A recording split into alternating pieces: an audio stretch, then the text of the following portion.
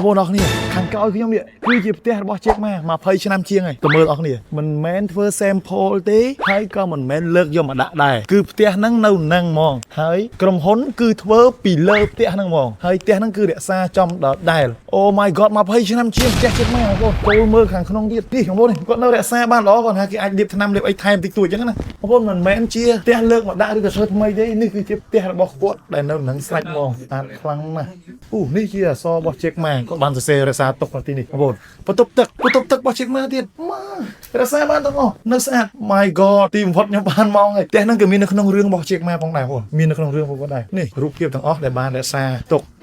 ថ្ងៃទី28ម៉ោង 10:47 PM Jack Ma នេះរូបគាត់ទៀតអញ្ចឹងមិនមែនគេធ្វើផ្ទះថ្មី sample យកមកដាក់ទេគឺផ្ទះនៅហ្នឹងហើយគឺគេធ្វើក្រុមហ៊ុនហ្នឹងពីលើផ្ទះតែម្ដងបងប្អូននេះនៅមានទាំងអស់អានេះផ្លូវចុះទៅវិញអញ្ចឹងបងប្អូនទាំងអស់គ្នាអស់ចាមែនតើរំភើបអាវិធីវត្តខ្ញុំបានមកផ្ទះ Jack Ma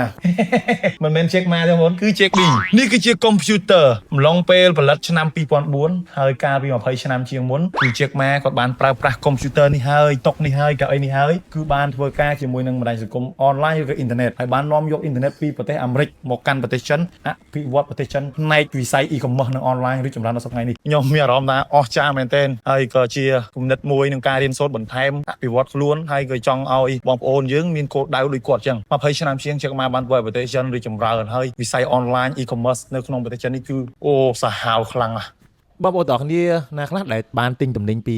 app ហៅប៉ៅដែលជា app លក់សម្ភារៈរាប់ពាន់លានមុខនៅក្នុងប្រទេសចិនឥឡូវនេះខ្ញុំចង់បញ្ជាក់បងប្អូនថាចេះឥឡូវនេះក្រុមហ៊ុនដឹកជញ្ជូនក៏ដូចជាក្រុមហ៊ុន DOSB បានសហប្រតិបត្តិការជាមួយនឹង app ទិញអីវ៉ាន់ដ៏ធំបំផុតនៅក្នុងប្រទេសចិនឥឡូវនេះ CEO របស់ DOSB ក៏បានមកកាន់